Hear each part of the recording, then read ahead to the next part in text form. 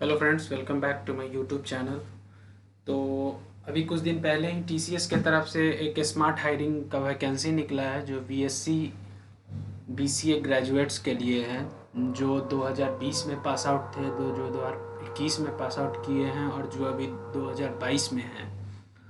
तीनों बैचों के लिए टीसीएस ने एक स्मार्ट हायरिंग नाम का वैकेंसी निकाला है, जो बीसीए और BSc maths, statics, physics, chemistry, electronics, biochemistry, vocational, CSIT और पासिंग ईयर 2021 और 2022 के लिए है। इस एप्लीकेशन का लास्ट डेट फॉर्म फिल करने का 2 नवंबर है और टेस्ट 19 नवंबर से स्टार्ट हो जाएगा।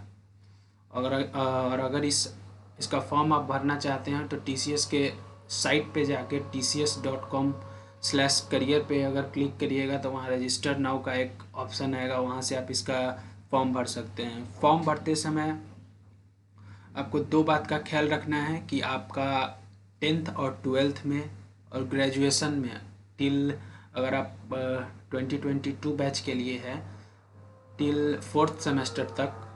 अगर आपका 5th सेमेस्टर का रिजल्ट आ गया है तब तो गुड एंड वेल है, नहीं तो 4th सेमेस्टर तक आपका 50% होना मैंडेटरी है। नहीं तो हो सकता है कि कभी कभी फॉर्म एक्सेप्ट हो जाता है लेकिन मेल नहीं आता है टीसीएस की तरफ से, क्योंकि उसका आप कंडीशन फुलफ़िल नहीं कर पाते हैं। बहुत सारे बच्चे का 50% से कम होता है, जिसके कारण ये एग्ज़ाम, कभी कभी होता है कि एग्ज़ाम भी हो जाता है लेकिन फर्दर मेल नहीं आता है। लेकिन कभी कभी होता है क्या कि एग्ज़ाम का मेल ही नहीं आता है, क्योंकि अपने ये क्राइटेरिया में एकदम स्टार मार्क करके मेंशन किए हुए हैं कि candidate should have minimum 50% throughout their academic till graduation. तो इसको फॉर्म भरने के लिए आपको टीसीएस के पोर्टल पे जाके फॉर्म भरना है। फॉर्म भरते समय आपको दो तीन बातों का ख्याल रखना है कि अगर आप घर से ही, अगर लैपटॉप से अपना एग्ज़ाम देना चाहते हैं तो टेस्ट ऑफ मोड जो है वो आपको रिमोट ही चूज करना होगा, क्योंकि अगर आप ये दो ऑप्शन देता है, इन सेंटर और रिमोट। अगर आप इन सेंटर चूज करते हैं तो टीसीएस के आईओएन सेंटर पे जाके आपको एग्ज़ाम देना पड़ेगा। अगर आप रिमोट सेलेक्ट करते हैं तो आप घर से ही आप अपना एग्ज़ाम दे सकते हैं। और दूसरी बड़ी बात, अगर आप टीसीएस का फॉर्म भर रहे हैं तो आपके पास एक रिज्यूमे बना होना ज़रूरी है, और आपके पास एक पासपोर्ट साइज फ़ोटो होना भी ज़रूरी है, क्योंकि फॉर्म भरते समय ये 10th 12th का marksheet, roll number, passing year, कब आपने पास किया है, कब आपने एडमिशन लिया था 10th में, कब आपने 12th में एडमिशन लिया है, वो सभी डेट को ये मांगते हैं। तो इससे अच्छा होगा कि आप पहले ही कलेक्ट करके रख ले एक रिज्यूमे, पासपोर्ट साइज फ़ोटो और पूरा अपना 10th और 12th का मार्कशीट परसेंटेज के साथ पूरा डिटेल्स लेके बैठे, आपको फॉर्म भरने में कोई दिक्कत नहीं होगी। आगे बढ़ते हैं। फॉर्म भरने के बाद 19 तारीख से फेज़ बाय फेज़ एग्ज़ाम होना शुरू हो जाएगा, और जो कि कंटिन्यू मेरे को लगता है कि एक आध महीना तो चलेगा ही, क्योंकि ये हमारे जैसे सीनियर लोगों से बात हुआ, वो बता रहे थे कि एक एक डेढ़ महीना तो चलता ही है। तो आगे बढ़ते हैं इसके एलिजिबिलिटी क्राइटेरिया में। जैसा कि मैंने आपको बताया कि 5 सीजीपीए और 50% 10th और 12th में होना मैंडेटरी है। मिनिमम एक एक्टिव बैकलॉग हो चल सकता है, जो यहाँ पे लिखा हुआ है। और एकेडमिक गैप जो आपका जैसे 10th और 12th के बीच में 2 साल से ज़्यादा नहीं होना चाहिए। जैसे अगर आपने 2015 में अगर 10th दिया होगा तो 2017 से अगर आपने 12th करना शुरू किया होगा तो कोई दिक्कत नहीं है, लेकिन 2018 में अगर आप 11th में फिर एडमिशन कराएंगे तो आपको दिक्कत हो सकता है। TCS will be conducting eligibility checked at various stage of selection process if a student is found ineligible at any stage। जैसा कि मैंने आपको बताया कि मेल आ भी गया, अगर आपका 50% से कम है तो एग्ज़ाम हो जाएगा, लेकिन नेक्स्ट का स्टेज नहीं हो सकता है। बात करते हैं टेस्ट पैटर्न पे। तो यहाँ भी आपको 3 सेक्शन मिलेंगे: verbal ability, reasoning ability, numerical ability. जो कि आप जैसा देख रहे हैं 24 क्वेश्चन रहेगा वर्बल एबिलिटी में, रीजनिंग एबिलिटी में 30 क्वेश्चन और न्यूमेरिकल एबिलिटी में 26 क्वेश्चन, और टाइम आपको 120 मिनट में 80 क्वेश्चन रहेगा। इस TCS स्मार्ट हायरिंग देने का एक बहुत ही अच्छा फ़ायदा ये है कि अगर आपने TCS स्मार्ट हायरिंग में अच्छा परफॉर्म किया है तो आपको TCS इग्नाइट मिलेगा। और TCS इग्नाइट क्या होता है इसका मैं अभी फुल डिटेल दे देता हूँ। TCS की तरफ से एक प्रोग्राम चलाया जाता है TCS स्मार्ट हायरिंग। जो TCS स्मार्ट हायरिंग में स्टूडेंट जो भी पोर्टल पे रजिस्टर्ड करते हैं, जैसे कि BCA स्टूडेंट हो गए, BSc स्टूडेंट हो गए, BSc मैथ्स हो गए, BSc स्टैटिक्स हो गए, BSc केमिस्ट्री हो गए, BSc फिजिक्स हो गए, ये जितने भी स्टूडेंट हैं अगर वो परफॉर्म एक्सेप्शनली वेल करते हैं, गुड करते हैं, तो उनको TCS इग्नाइट मिलता है।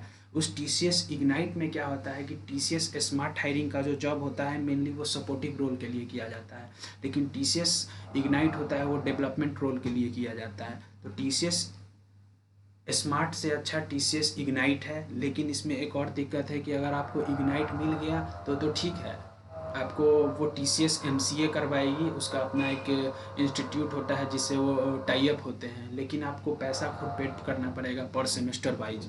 दोनों का सैलरी में कोई डिफरेंस नहीं है, मैं फिर बता रहा हूँ आप लोग को, दोनों के सैलरी में कोई डिफरेंस नहीं है। हाँ, मिनिमम एक आध हज़ार का डिफरेंस 500 का हो जाए, लेकिन सैलरी TCS स्मार्ट हायरिंग और TCS इग्नाइट दोनों का सेम होता है।